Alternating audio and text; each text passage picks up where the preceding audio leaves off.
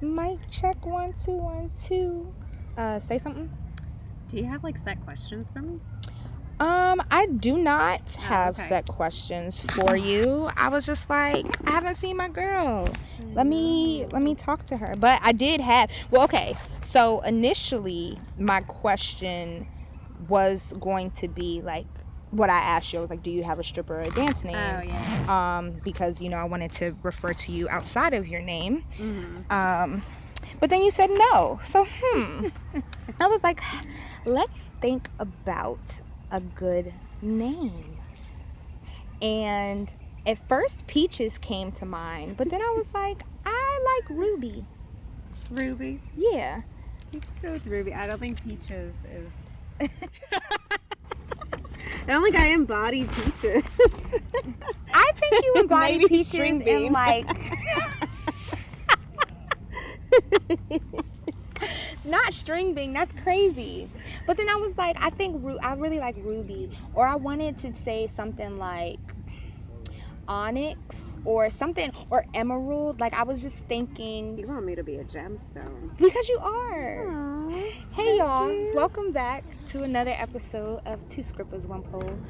You hear a voice in the background, and that voice is a very special being.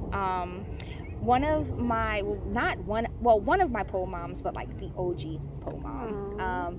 The second pole class I ever took was with this lovely lady, and now I'm here because of you. I love you so much, girl. I love you too. Okay, so name. You want me to be a gem? Yes. Let's go with my birthstone, Diamond. Okay, Diamond. Hey, Diamond. I got Diamond on the mic, y'all. But yeah, so part of the reason why Diamond is going by Diamond is because she has a real life, and pole dancing is sexualized. So, how are you in real life? How am I, or like, what do I do? What do you do? I mean, just like, this is supposed to be conversational, so just pretend the mics aren't here. But just like, how is your real life going? My real life is going okay. I'm finishing up grad school, and then I'm transitioning out of my job that I've had for 12 years. So, lots of changes coming up. Yeah. Yeah. How do your students feel about you transition? You're ending this year? Yeah. They don't know. They don't know yet? No. No, nobody in my school knows. I know it's like about to be May. But I do work with my students through the summer, so I don't want to tell them too soon to the point where like they're going to disengage before summer even starts. So I'm probably going to tell them in like July. Okay. When is the school year end? June-ish. My seniors end May 12th, and I'm in one of those schools where when the seniors end, everybody thinks that they end. Wow. And how long have you been at this school? This school I've been at for 5 years. Okay. Yeah. Wow. It's been a while. So what's next? What's next? Hopefully more money. Hopefully more money. Hopefully some sanity. It's been a really rough year. I mean, I don't know. COVID just like really rocked everybody's world, obviously. But I work in the mental health field, and I feel like it's just been like the hardest field to come back into after COVID. Like during COVID, it was super slow. People weren't coming to their Zoom sessions and whatnot. Yeah. But now that we're back in person, it's like how it affected the kids is crazy. I mean, you know. Yeah. I was just talking to Tori about this the other day. Like that's part of the reason why I left teaching. It was never the students. For me, a lot of it was the educational system, and I really didn't agree with the fact that like they were pushing social emotional learning down our throats, but they weren't actually doing anything at all to supplement that. And then it just became, because you were counseling the students, right? Yeah, like we got no support as teachers, and I'm sure you all didn't as counselors, and it was just like everything kind of kept getting thrown back to the teachers, and it's like, all right, well, if 80% of the school is failing, maybe we need to look at something else. Like, nobody's mental health was okay, and it's still not. And to be in that classroom with them students, and you could tell that they wanted to, but they just didn't know how to. They've been locked up. behind a computer screen. Yeah. And my biggest frustration with other teachers was really like, I get that we have certain protocols, but these kids have other things going on. We acknowledge that a lot of our students are homeless. They don't have shit to eat. And you're yelling because they have on a pink sweater? Yeah. Come on now. Yeah. I remember when I was in, I think, 9th grade, and just to give you some background information, I went to a very white school. I grew up in a very white town. And I also went to a very good school. It was a public school, but it was a public school in a very rich neighborhood. And my teacher, her husband was in the military. She had like talked about her husband all throughout the school year. He finally came home from his deployment, and like within like the first couple months of him being home, he died in a helicopter crash. They were like piloting something, and he died. And so it was like all this buildup because we all heard so much about her husband, and then all of a sudden he died, and we were like, oh my God, we know she's so devastated. And she was, and she took the rest of the school year off, so like months off, came back the next year, and then eventually became an AP.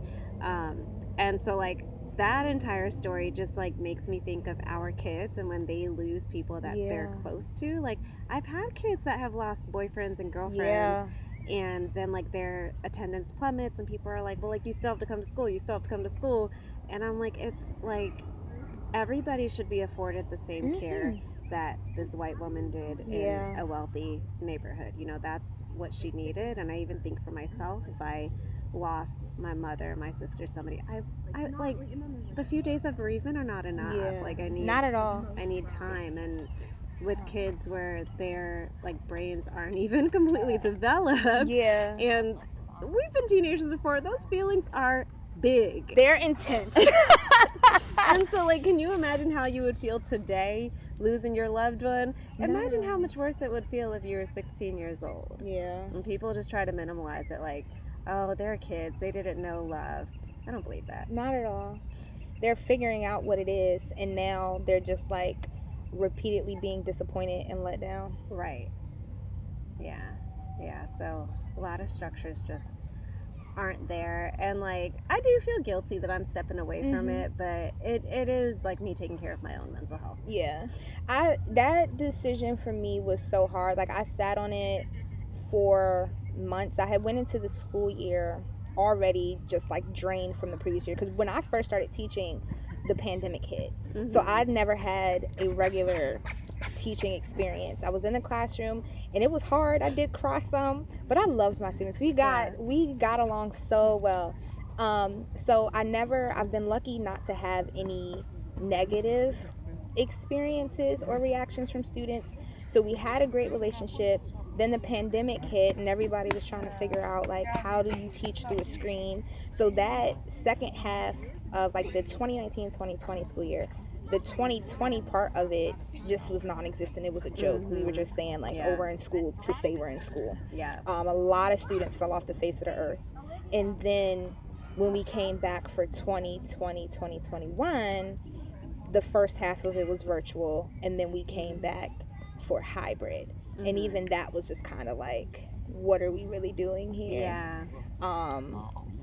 And teachers and counselors and people in the school system had to learn how to become these like tech support people. Right. Like I'm not even teaching anymore. I'm teaching you how to log into Zoom. And for me, the school that I worked with, it was a Title I school. And that was really hard because of the lack of resources. And on top of that, over 80% of my student population was Hispanic. And I had entire classes that did not speak English. So I lucked up in teaching art. But you know, and still, here and there I'll say something in Spanish, but it was hard. So to try to teach that through a computer screen. Wow. I remember you used to like ask me if your translations were right. Oh man, Google Translate was my best friend, but every now and then I can put a sentence together. I wish I don't think I have the picture, but when I left my students, because then I came back that next year and I was drained, and it was a full return. And that was insane, because even the quarantine protocol, it was like they would send out notifications saying, no, they wouldn't even send out notifications. The students would just disappear. Mm-hmm. And then we would get in trouble for, well, how come you haven't contacted the parent? They've been gone for 3 days, but it turns out they're on a quarantine list. But you couldn't tell me that. Well, you should be reaching out to them anyway. I'm trying to teach. I'm trying to reach out to people to make sure they're okay. I'm trying to take care of my mental health. Like, it's literally just not enough time in the day for all the things you want me to do. That's not. So yeah, I don't really remember when exactly it was like, Kia, you got to get out of here, but I had started looking at stuff because I was like, I wanted a job that pays me somewhat similar before I just up and quit. Girl, I was looking up how to be a receptionist at Arlington Cemetery. They make more than me, by the way. Okay. Yeah. But I was looking into that, and so then I realized it was like, Kia, you're just trying to do anything. And then I had some conversations with some people that seemed promising, so I was like, we're gonna go out on a whim here. And I left, and literally I put my 2 weeks in the system. I was with my friend, 2 of my coworkers. We were in somebody's classroom, and while they were talking, I was just like, I'm filling this out. I'm gone. I'm gone in 2 weeks. That was the minimum I had to get. I said 2 weeks, I'm gone. And then I closed my laptop and I smiled. And then one of the guys, he was like, you already look so much happier. And then I just skipped down the hallway to my last class. And then because it was so soon, I had sent an email to my principal and then the AP that oversaw my department, just saying like, yeah, you're gonna see it in the system. Thanks for the past 2.5 years, but I just can't do this anymore. And then I think the next day, because I think that was like a Wednesday I did it, and then that Friday, obviously everybody started talking like, oh my God, Miss P's leaving. So I had sent out an all staff email. And then I think that Monday I started telling my students. But it was one class. I felt bad how I told them because they was pissing me off. Like, I'm up here. I'm very much I'll wait. And I just sit there like, I'm getting paid, y'all. I'm not getting paid enough, but I'm getting paid. So we can sit here all day. I know this stuff. Y'all don't. And so they were sitting. They wasn't getting it that day. And they was just talking. Mind you, my school day was like 6:15 to 2:45. So I'm already, that was like my duty time, but the school day didn't start till I think 7:45. What? So why did you get there at 6:15? I might be lying. It was 7:15. I'm lying. I get up early because I'm a crackhead. But yeah, it was like early in the morning. I was annoyed. And they just kept talking. They wasn't getting the outweight. So I was like, you know what, y'all? In 2 weeks, I'm out of here. Y'all gonna have somebody else. So I don't know what y'all want me to do. And everybody was like, what? And my one student, bless her heart, she was like, I know you fucking lying, Miss B. I was like, I really didn't want to tell y'all this way, like, at all. So I'm sorry for telling y'all like this. But, like, can y'all just fucking listen to me for once? And so then we just kind of had a breakdown. And they were all sad. And they were just saying that I was saying, like, they wish that they see some of the efforts that the school system is doing, but it's not enough. And they're not focusing on what needs to be focused on. They totally equate it to like this school ran her out. You know? They definitely see it. They may not say it all the time, but they see it. Yeah. But I'm lucky. I mean, girl, when we came to meet up, I ran into one of my students. I know. Yeah, I be running into them everywhere. And it's really weird, though, because the virtual ones, it's like, that's the other component. It's like, I don't know what a lot of them look like. Right. But they know me. Girl, me and my friend Katie, we were at Half Smoke in DC because they have brunch, I think, like every day. So we were there on a Wednesday, being belligerent. And I went to the bathroom. I see this girl looking at me. I'm like, that's a little weird, but I'm gonna mind my business. She worked there. I'm like, I'm gonna just mind my business. I am a little drunk. I go back to my table, and we're still just being like belligerent or whatever. And then we leave, and as I'm walking out, she's like, Miss Paxton, is that you? I said, my heart stopped. I said, who is that? And then I was like, I looked at her for a second because she was one of the students, one of the only students who really did her work. And one of the projects I had them do was a self-portrait. So I was like, oh wait, I know who you are. That's my baby. All of my students are my babies. That's so funny. but I it was had really two cases where I saw my students, and I really wish that I didn't. So one, I was buying a Plan B, and while the girl worked at the Walgreens. Was she your cashier? Well, no, I didn't buy the Plan B when I saw her.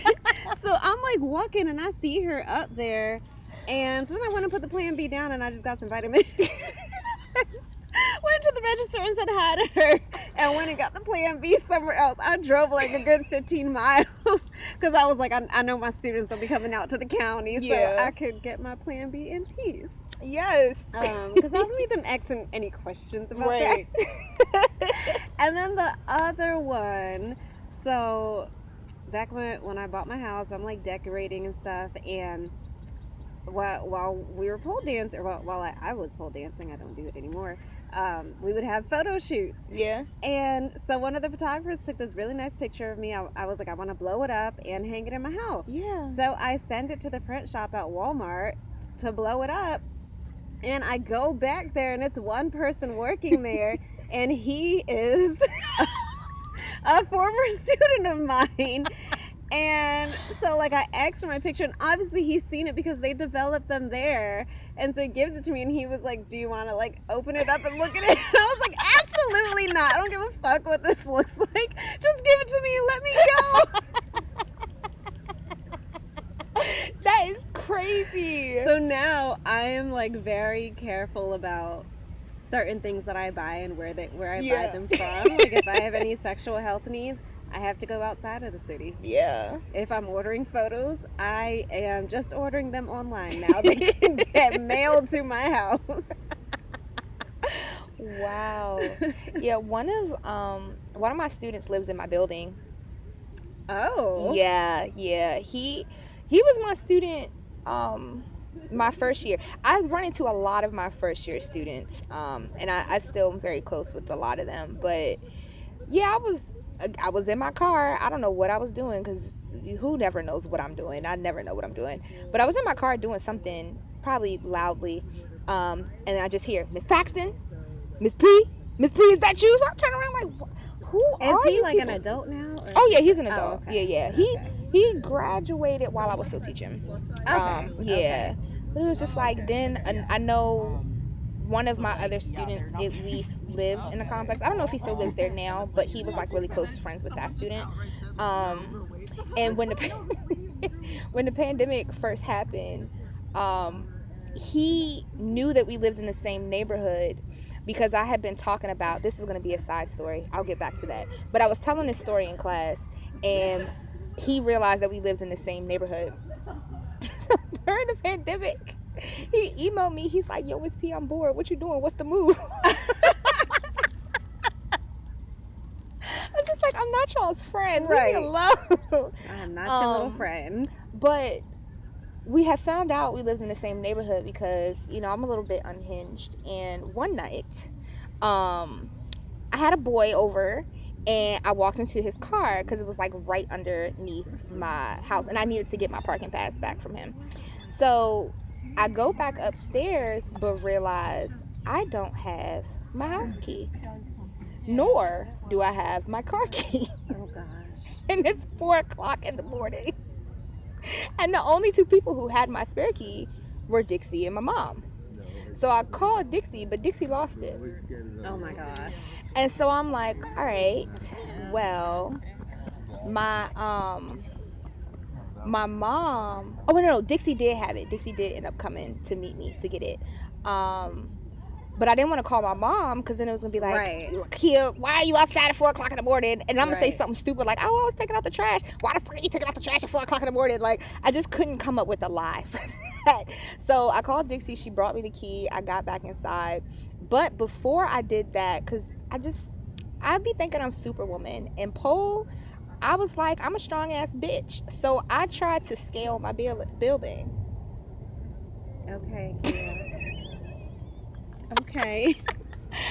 I made it, so I made it almost there, like one floor below, and it was pretty high. And I kind of looked back, and I was What were like, you climbing on, though? so you know those like cinder blocks that have like the holes in them? Oh, yeah. So I was using that to climb up, Okay. and I was like, I was gonna climb up, and I was gonna scoot over and climb onto the balcony, and I was just gonna figure it out from there.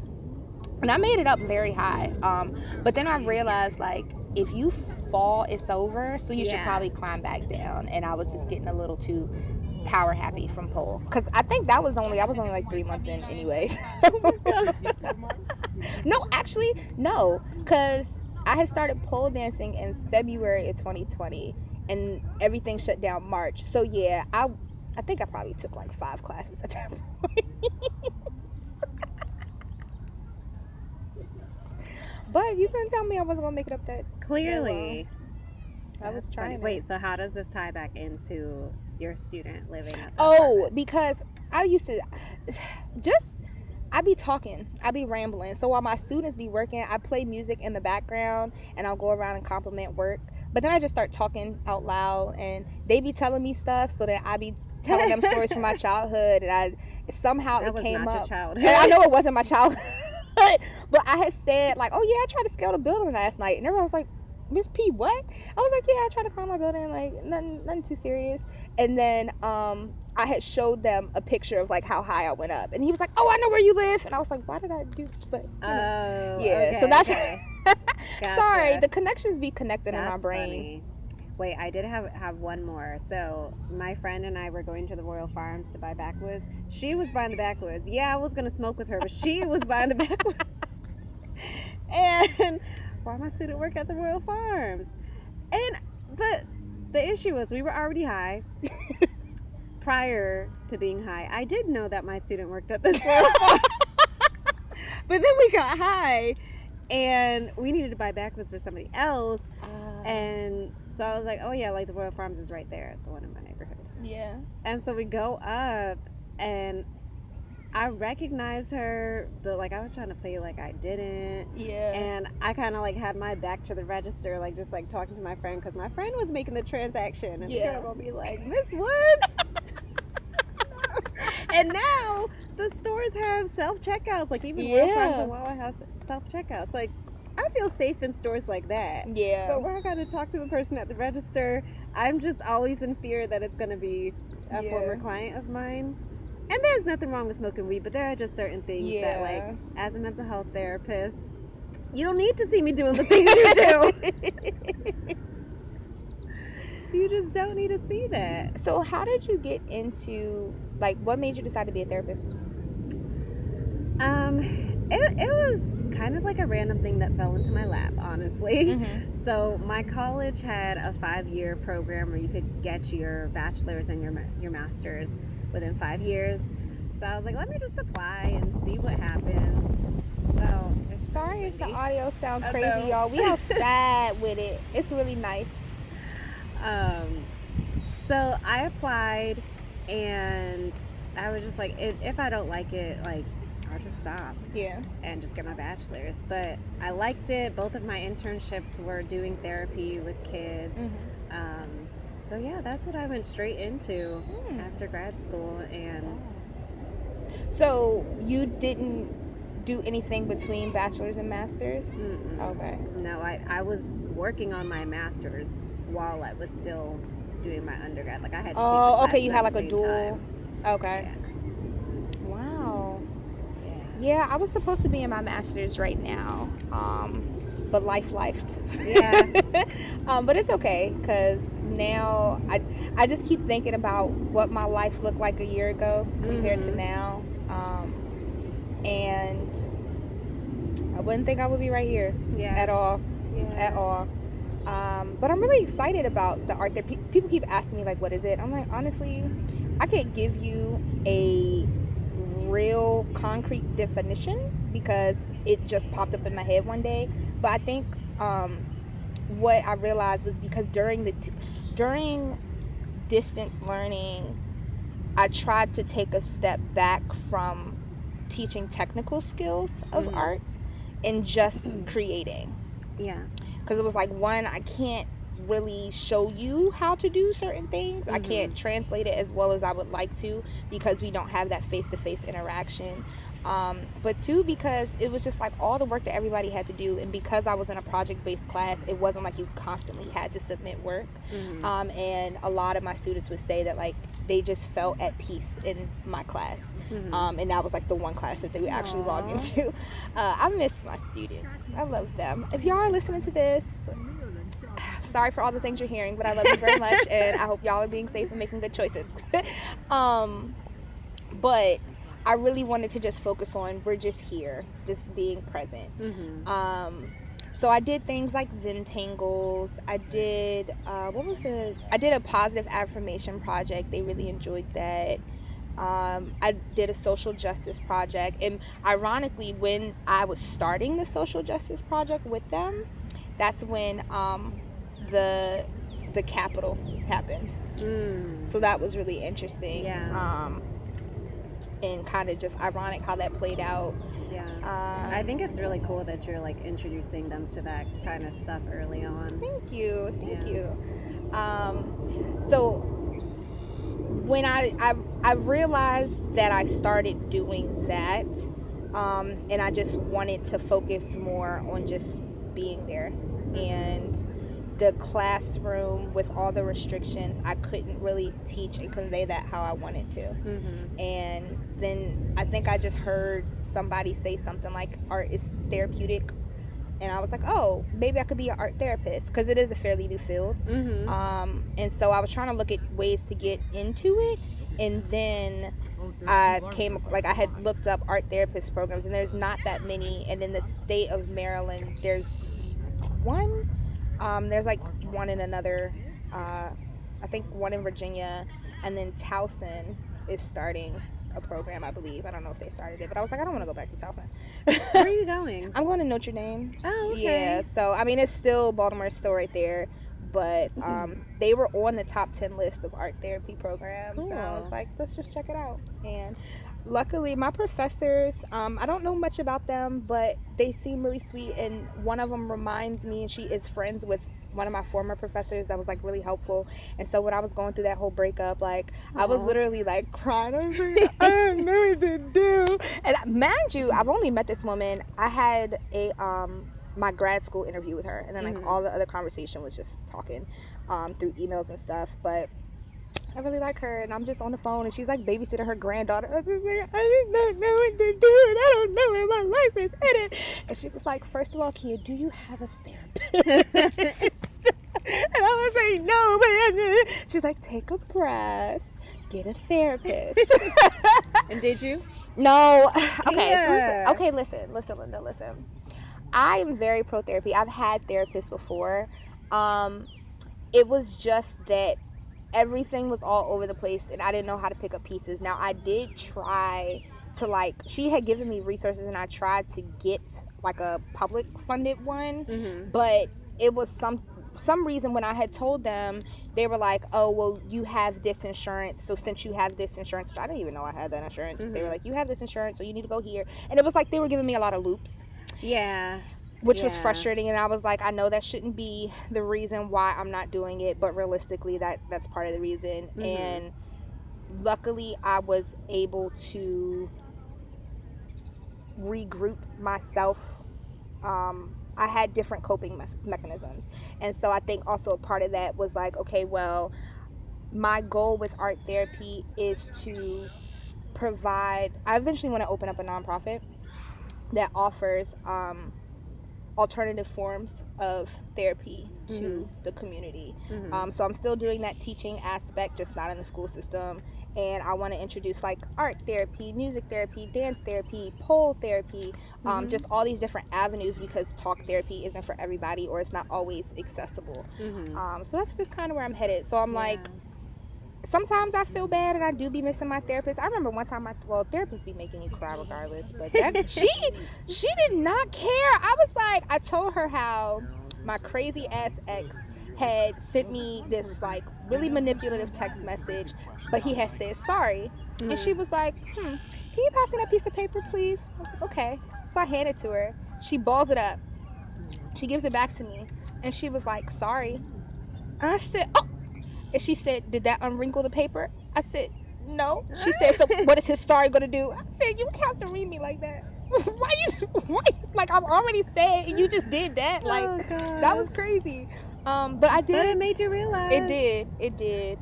So I've had like really good relationships. Like my first therapist, well, when I was younger, we had a family therapist. I really liked her. Then we had another family therapist, but we had got that one when I was in middle school, and that was like my demon days. I was just like, fuck everybody. So I didn't care. I was really rude and mean to her.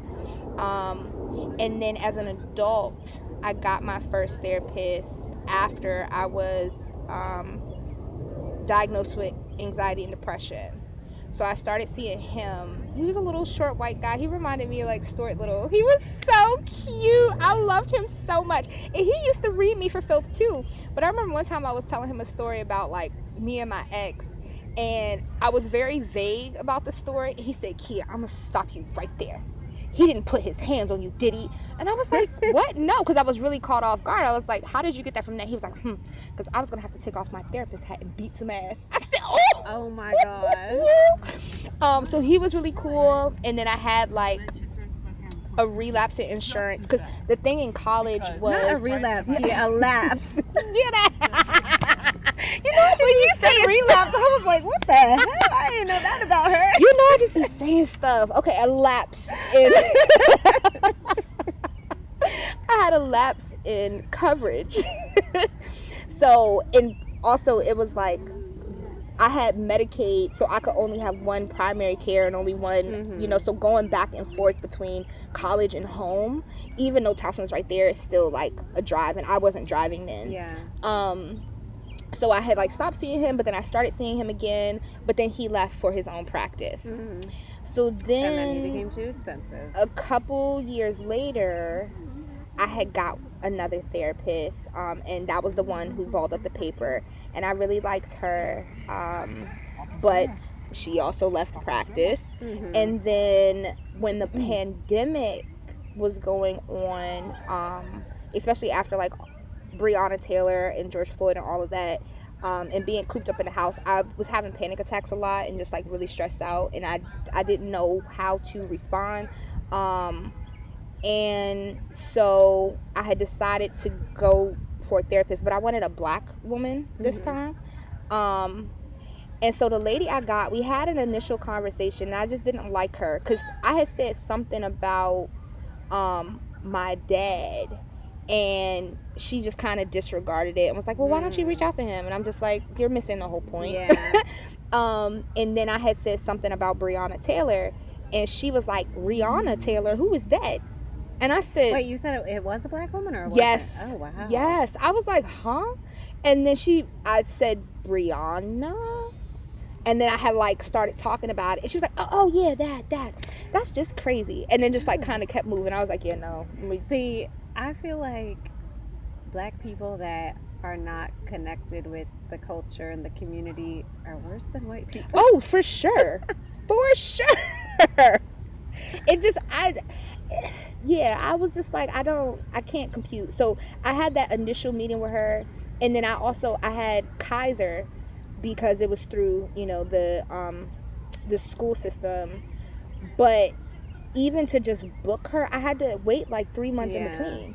So then I was just like, fuck it, I just won't go to therapy. It is what it is. I'll cope by myself. And then I had decided to go back again and get a different one, and I really enjoyed her. She was my favorite. But then when I left teaching, you know,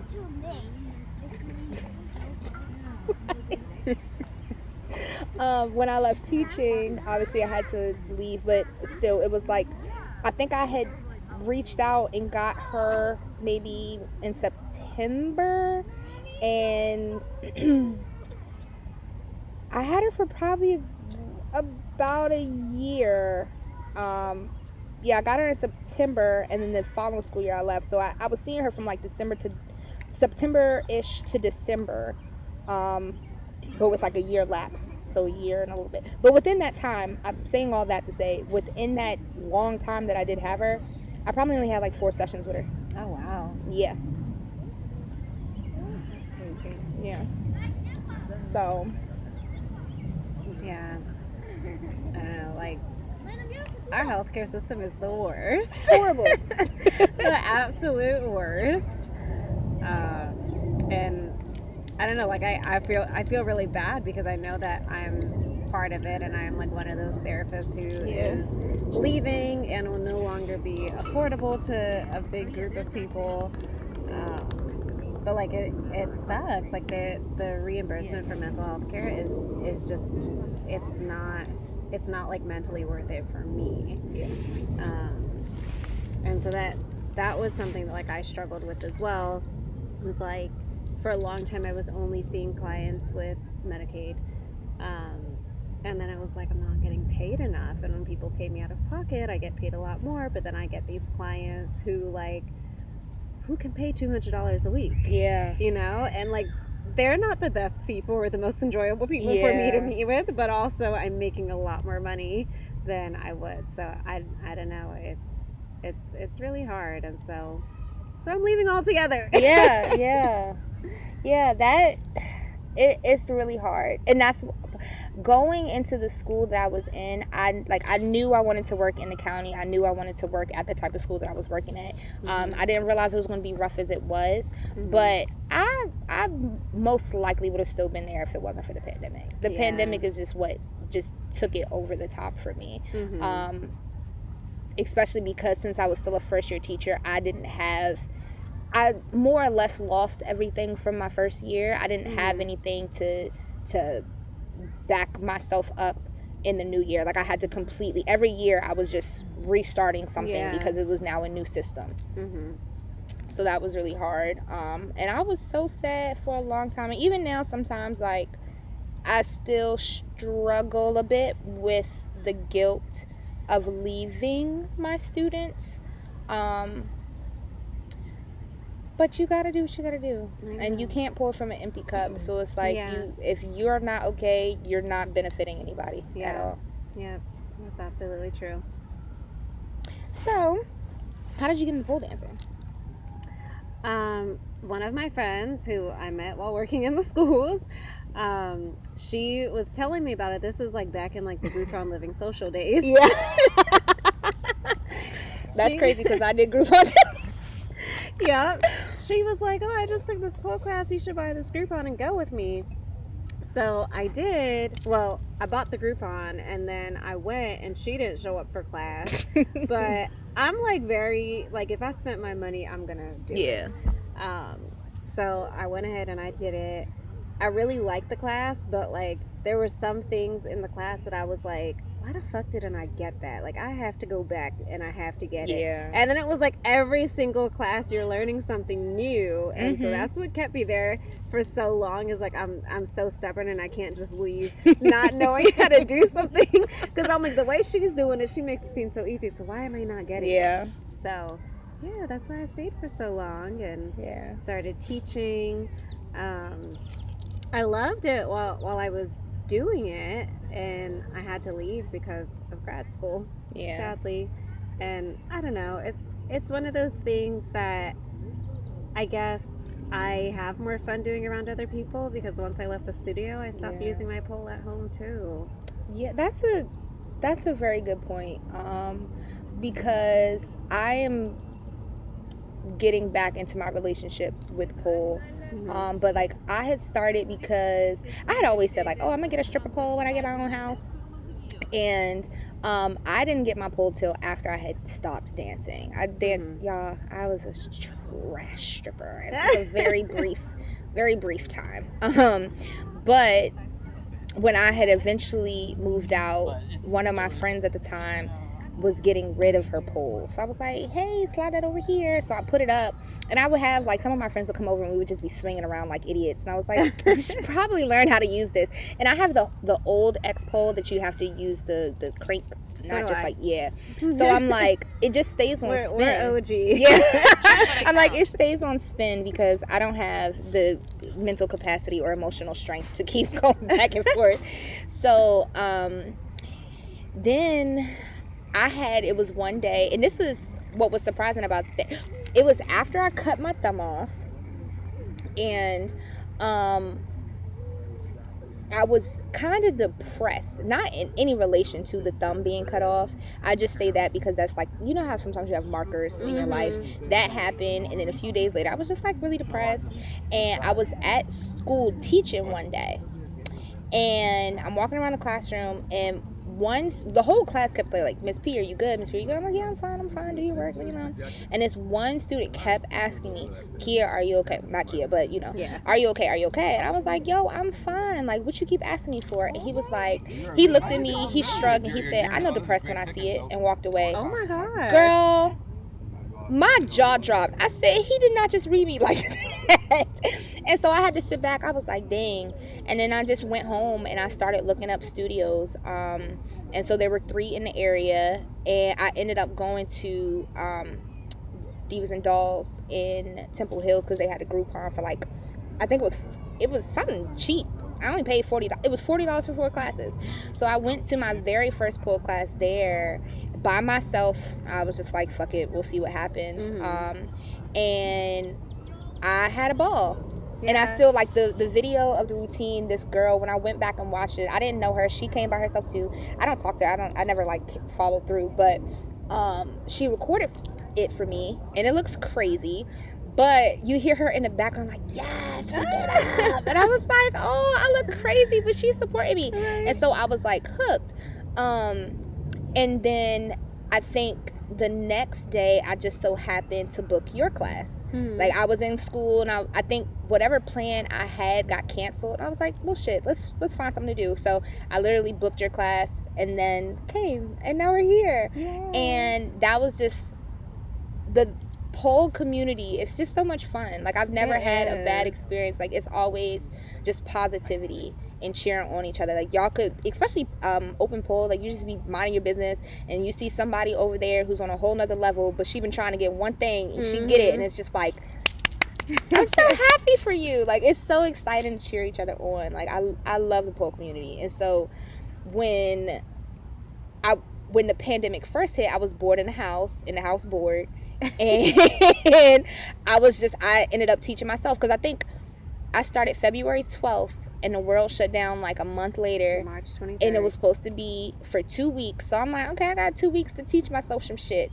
And then 2 weeks turned into eternity. I know.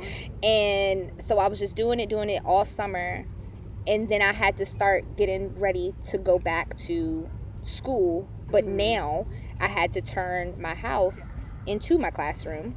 Oh, and right. Yeah, my apartment is teeny tiny, so it was like I had my living room, my pole was in my living room, I had my dining room, which was now my classroom, and you know, I got to get up and do all of this stuff. I'm tired, I don't want to. So then from that I developed sciatica because I'm sitting all day, and then from there it's been like, you know, I've been in some car accidents, so it's been on and off.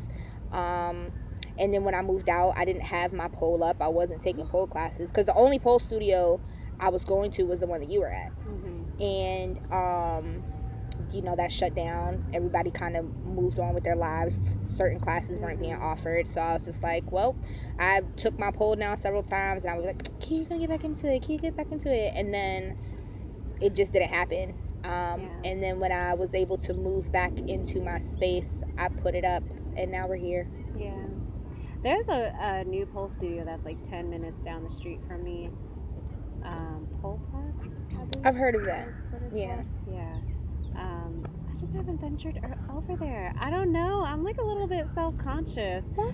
I don't know. Like I was telling you like a month and a half ago, I could still do some things. I could climb and go upside down, which I know that takes some people a really long time to get. But like, I don't know. I guess it's hard to like be around people that I was around back then who know what I could do back then. Yeah. That like, I don't even know if I could do it today. I haven't tried it. That makes sense. Yeah. That makes a lot of sense. But, you know, this conversation might inspire me to go home and hop on I hope so. If you listen, I love pole play. I will definitely, like, because I know we talked about that, but we're both so busy. I know. We're busy and we don't live near each other. Not at all. Remember when we went to that cookout? That was not a cookout, first of all. I brought that up because I wouldn't even call it a barbecue. It wasn't. Y'all. wait, because we thought we was going to a little cookout backyard grill. They ain't even, these men's did not even know how to start the grill. I think, did I start it for them? I don't know. Or I had to walk it through I know them. that they were asking us Yeah. if we knew how to do it, and we were like, "What the hell?" Like and we went a little bit late too, Yeah. because I remember I was like, "I want the food to be ready when I get there, because I'm hungry." Yeah. And they didn't even start the grill yet. They were like, "Yeah, we were hoping y'all knew how to start a grill." I'm like, what the hell? But I did. I grilled the other day, girl. I was fucking that. I was fucking that motherfucker. Nice. With the chef, I was like, I'm just missing the beer apron. So when I get my house, I'm having a cookout. I'm like, I'm gonna be on that grill. I have the perfect auntie dress too. Like, girl, the backyard bashes are about to be crazy. I'm so excited. Now you make me want cookout food. So good. And I am hungry. Today would have been a nice day to grill, because it's not too hot. It's not too cold. It would have been a nice day. Are you horny? Well, perfect for you. May is Masturbation Month, and May 28th is National Masturbation Day. So head on over to Bellesa and use code BB2S1P30 for 30% off your order of a sex toy. And let's get to nuttin', bitches. Or you still want to talk? I don't know. I can edit that out. I can edit it out. I don't know. I just like had. Sometimes I just be talking. I be talking. It's 46 minutes. These episodes are usually like an hour long. So it's up to you. What is I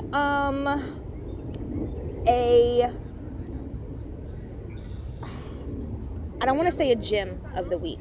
What else? What's something else, like a token rose, or something? a thorn, what is it? The rose and the thorn, and then there's something else. Have you ever heard of the rose and thorn exercise? I have no idea what you're So your rose is like the good thing that happened, your highlight of the week. Oh, your thorn is like your low light.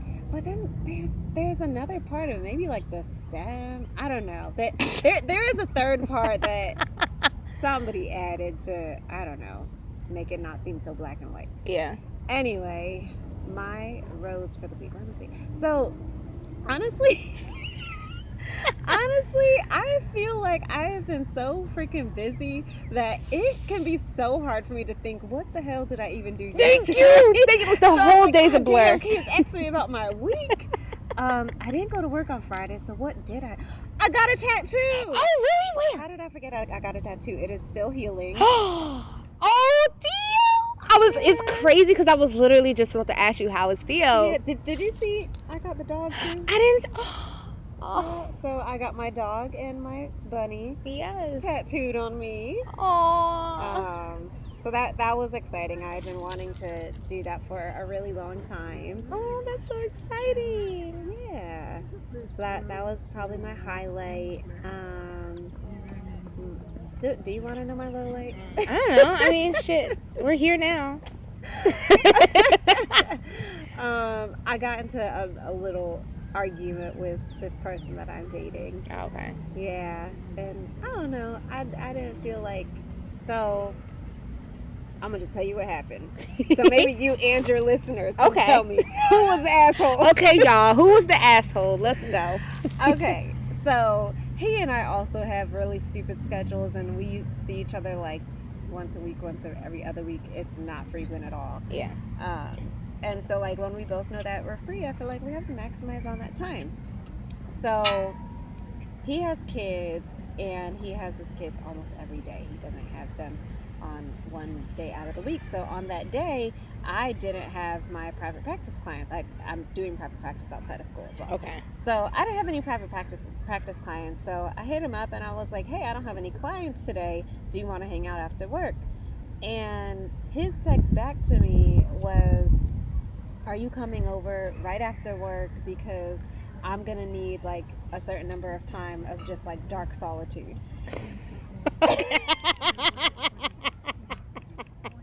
And I hope he never listens to this, because I don't want him to hear us laughing at him. He'll get real mad at me. Wait. Okay, so that was like verbatim. It wasn't you saying. No, that was verbatim. I can show you. So we're not laughing at you. I got annoyed because I felt like, why wasn't your first response like, oh yeah, I want to see you, and then like tell me that? Like, I just felt like you're putting time parameters on our time together, and that didn't feel good to me. Like, Yeah. it didn't feel like he was excited to see me. So I texted back and I said, never mind, I feel like I'm imposing on your time. Okay.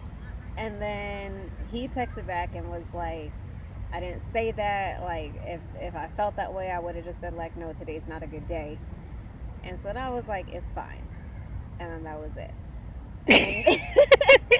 And then we didn't talk for like a day and a half. Yeah. So then when I finally did call him, I was like, yeah, like, I was upset because it didn't seem like you were excited to see me. And then he responded with like, well, how do you think I felt when you texted back saying never mind? Okay, but his initial response was not inviting at all. Thank you. Thank you. Not inviting. That's exactly what I was trying to say. Like, we can't dig deeper into the problem. We have to start with like, what was the first thing that started the problem? Yeah. It was the fact that like you didn't seem like you were like you even wanted to see me. It was like, to me it felt like, damn, where can I fit this bitch in my schedule? Yeah. I see. Yeah, especially such strong dark solitude. That's crazy. So, yeah. And I'm very like, I can be very black and white. Yeah. How long did it take you to say never mind when you, like, did you just kind of like never mind right away, or was there a nice... Honestly, I thought never mind right away, but I was like in the middle of a session when I saw the message come through, so I couldn't type. So I thought it right away, but I texted it like an hour later. Okay. Because I was just going to say, I don't know. I don't think your response was wrong. Thank you. But then I could also see like parts of like, okay. Because I've just been, I don't know. So I will admit, I probably should have said to him in that moment, like, that doesn't make me feel like you're excited to see me. Or maybe even gotten on the phone with him, because I just felt like as soon as I said never mind, like, it just all went downhill. And then like, he was mad at me, like he wasn't even like feeling sorry for what he said, and that's not the reaction that I wanted. I wanted him to care about how I felt, basically. And then it turned into him being like, well, you don't care about how I feel because all you said was never mind. Have you read the book The Power of Now? No. It's a really good book. That's a really good book. I'm gonna read it after I graduate. Okay. I'm tired of reading. No, I get it. It's a really good book. I enjoy that. I'm so tired of reading. I hate those people who are like, I've read 7 books already this year. Well, we're already in April, so then people are probably already on like 65. I'm like, bro, leave me alone. Like, I am reading about information systems and management shit. I'm tired of reading. Yeah.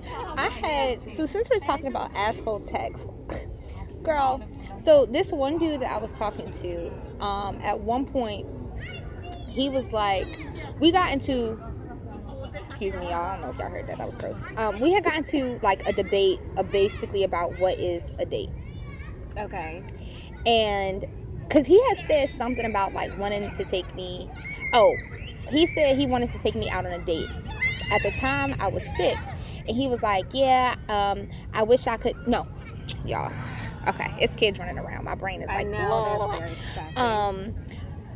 but he said he wanted to see me, and I was like, I'm sick, and he was like, oh, I want to cuddle with you, whatever. And I was like, that's cute and shit, but like, one, like I said, I'm sick, and two, like, realistically, you're gonna have to go on a date with me, or like, and you need to spend time with me during the day, because it's y'all like late. And I've known this man for years. Like, it's everything I said in that message I've been saying for years. Mm-hmm.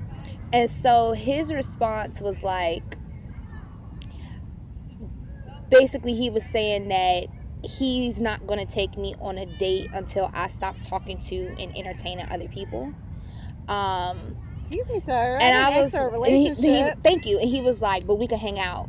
So I said, well, one, you got to show me that you're even any kind of serious before I just cut everybody off to talk to you, because as long as I've known you, you haven't, like, you talk your talk, but you haven't done anything. Right. And so I said, but what's the difference between hanging out and going on a date?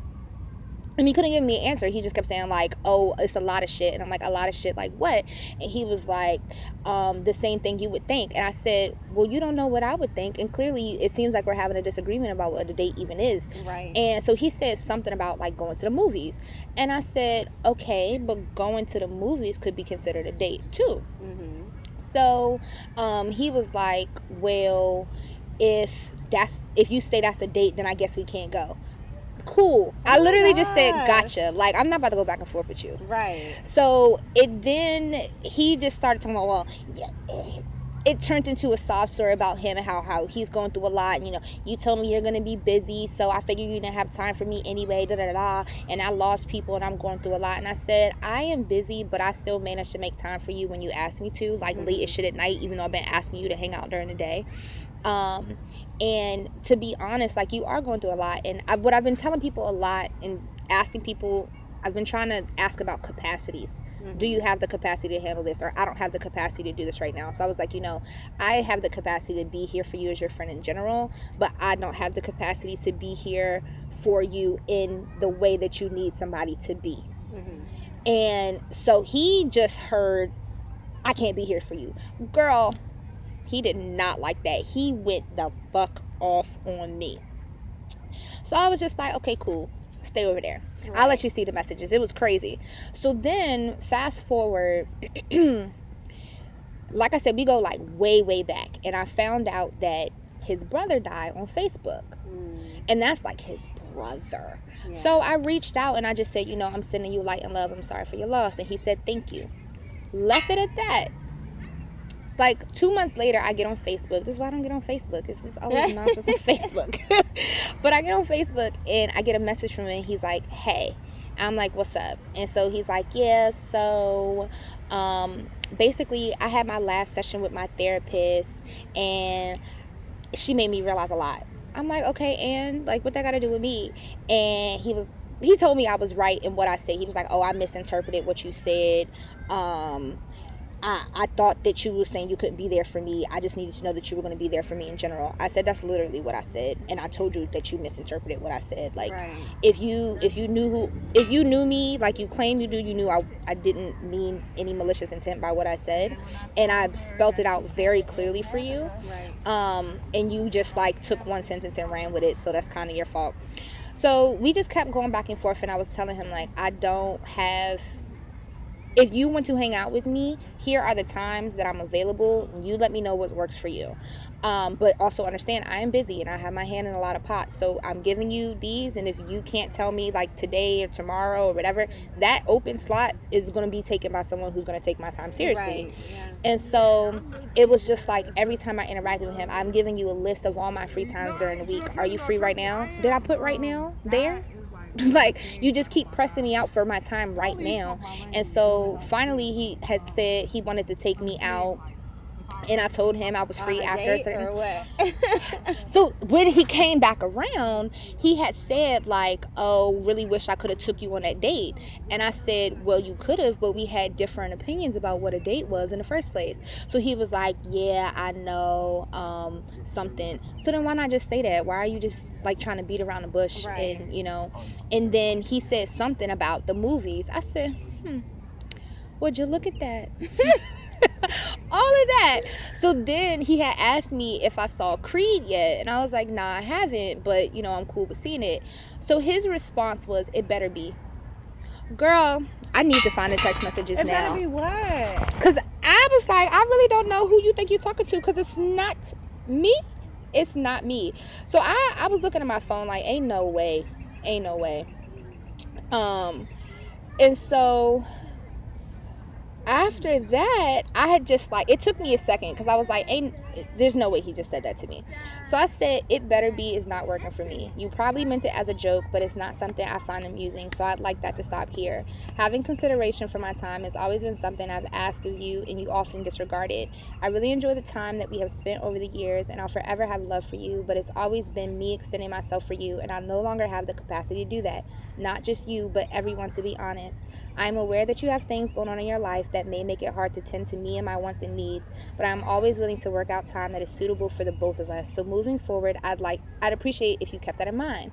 I thought that was very well written. Mm-hmm. And it wasn't sassy.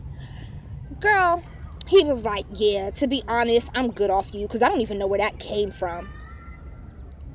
Wow. And then after he says that, though, he texts me again. He's like, I respect all you said, by the way. What?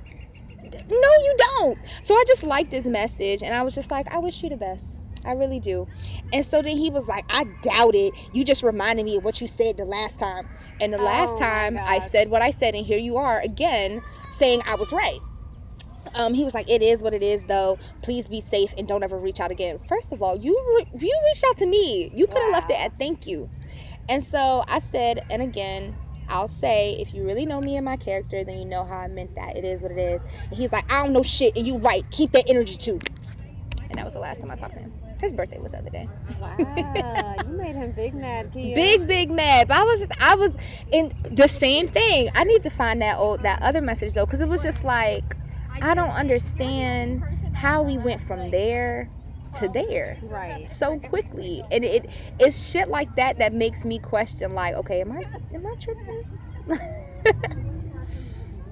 But that's why I had asked, because like how long it took you to respond, because I think there was like a 20-minute difference between when I sent that and he had first said that, because when originally I was like, bitch, but I was like, yeah, that's not. You took your time. I took my time. Not to say that I thought your response was sassy, but I was just, I was trying to see what headspace. Sassy. Yeah, definitely. But I'm not like you little shrimp ass dick nigga. Fuck you. Never mind. I don't know. You really could have went left, but you didn't. I could have. I don't do that often though. Yeah, as much as some of these niggas be hurting me, I really don't be mean to them, and I should. You should. I really should. Yeah. You should. You should. I did. One time. Do you remember Eric? I was dating him like through the pandemic, and then we broke up, and then he came back around. Okay, I definitely used Eric. I definitely used him, but like he put me through hell, and I'm not gonna talk about it on here. But. Yeah, but listen, we can talk about it off camp, because that's what I did to my crazy ass ex. Yeah. I mean, we went through hell, and then afterwards when we broke up, it was like, okay, I'm gonna let you back in, but I'm on demon time. I don't give a fuck. Yeah. I really don't give a fuck. That's exactly how I felt. But basically, I got into 2 accidents back to back. Not bad like yours. That was crazy. My bumper is still on the side of the road. Every time I drive past, I'll be like, hey, Charlie. One night, in the middle of the night, I'm going to get up and get it.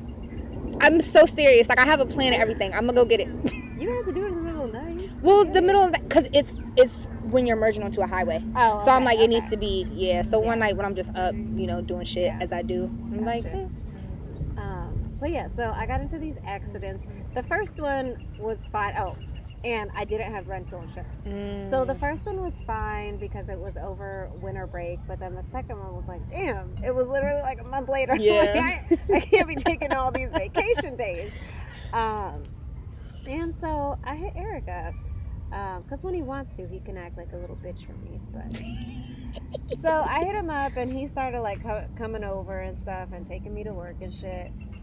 And then Valentine's Day rolled around, my car was fixed and everything, and I didn't want him to come around anymore. I didn't need him anymore. Yeah. But he kept coming, and I'd be like, damn, like, why is he still here? I just want to come home to an empty home. Yeah. And so on Valentine's Day, I was working that night, and he hit me up and like asked what I was doing. I said that I was working. And first of all, like, if we're in cahoots, why you ask me what I'm doing on Valentine's Day? Yeah. Like on the day. You should already have it, and like you had some making up to do. Yeah. So like you should have already had something. So I told him like, oh, I'm on my period. I really want some chocolate ice cream. Yeah. So he brought me the chocolate ice cream.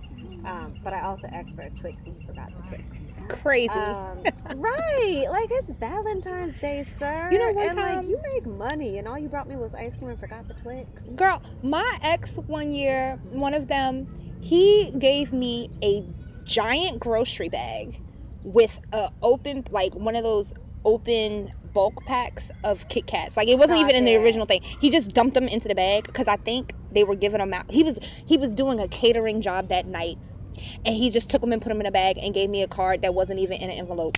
Oh, And then went to go hang out with his friends. It's crazy. Like, Valentine's Day, my birthday. Those are days that, like, come on now. Yeah. So he comes over with that, and then we're like hanging out, and he's like, "What's wrong?" And I was like, "I'm just disappointed." Yeah. And he was like, "Why? Like, you asked for the ice cream, and I brought you the ice cream. Like, why the fuck do I have to ask you to get me something for Valentine's Day? And it's fucking ice cream. Yeah. I made you buy me the most expensive ice cream in town, but it's still only fucking $12. Okay, like, come on. Yeah. And we're not children. I work with high school students that got their significant others better gifts than you did me." And you called me at 7 o'clock at night to ask me what I want. Yeah. You had a whole, how many hours in the day? Is that 19 hours throughout the day to figure out what to get me for Valentine's Day? And this is what you came up with. Wow. And so then he was like, "I don't understand. Like, I'm like trying to listen to you. What do you want? Blah, blah, blah." No, you're not. And it's like, okay, like, you listen to me, to like what I say directly, but like, we also dated for like a year before you trying to come back into my life. So like, you should already know some of the things that I like, you know? Yeah. And if anything, just give me money. Give me a lot of money. Shit. Right. So then I was just like, this is the night that like I just need to get rid of him. So I told him, I was like, "I really don't want to be around you right now." He's like, "What do you mean?" I was like, I'm just like not feeling it. Like, it's supposed to be a day of love, and honestly, I just want to cuddle my dog in the bed because that's who the fuck I love the most right now. Yeah. And then he was like asking me like what could be different, and I was like, "You really want to know what could be different?" He was like, "Yeah." And I'm like, "You want me to be like really honest?" He was like, "Yeah." And so then I like went through all of my exes and the things that I liked about them. I was like, I'm gonna take the good part about every ex. And then I never heard from him again. But mission accomplished. I really didn't want him to come back with like all those things that I said and be like, "I'm doing it now." Like, no, I wanted that to be my last close the door on him. Well, it worked. Congratulations. Because my girl, I found out some stuff. I'll tell you when we finish this up. I'll finish up in a second. I found out some shit. So I was like, you know what? Because I was dating him. We broke up. And then I started playing with him. And then I was like, all right, I'm good off you just completely. But then earlier this year, I was just like, I was talking about him to a friend, and I went on his Instagram to show a picture, and I should have just left it at that, but why would I do that? Because that would make too much sense. So I followed him, and he followed me back, which then made him text me. So we went out, and he's just like, "Oh, I've been single. It's the first time I've been single in so long, and I miss you, and blah, blah, blah, you look so good," all that shit. And we were supposed to hang out, but he was on his bullshit, and I told him, "I'm not going to be sitting here waiting for you." And he was like, "I just need like 30 minutes to an hour." You should have been ready. Next thing you know, 2 hours go by, and he hit me talking about some babe. First of all, I'm not your babe. Right. So I just disliked it. I said, "I'm not your babe. What do you want?" He was like, "Are you ready?" I said, "I've been ready, but now I'm busy, so have fun by yourself." And I didn't talk to him. Then I found out some shit. So I said, I'm not dealing with this. I already knew not to fuck with him, and he proved himself yet again, so I just blocked him. So then one day, I'm just scrolling on one of my mini Instagrams, and I see a notification, and it's from him. He had messaged me, and he was like, "Why? Please don't disappear again." But I guess he deleted it because I can't find the message. I was just like, all right. That's hilarious. So then I didn't realize that if you block somebody on one Apple device, it doesn't block them on the rest. So he's blocked on my phone. Oh, yeah. But he could still hit you up on your computer, right? Yeah. So I'm at work minding my business, and I'm like, I don't really have any numbers saved in my laptop. But I'm at work minding my business, and I see a notification, and you know I hate notifications, so I'm like going to look at it. He texted me talking about some disappearing again. It's crazy. And I wanted to clap back so bad when I said, "Kia, don't engage." And so now we're here. Funny. And then I saw him watching my story the other day, so I blocked him again.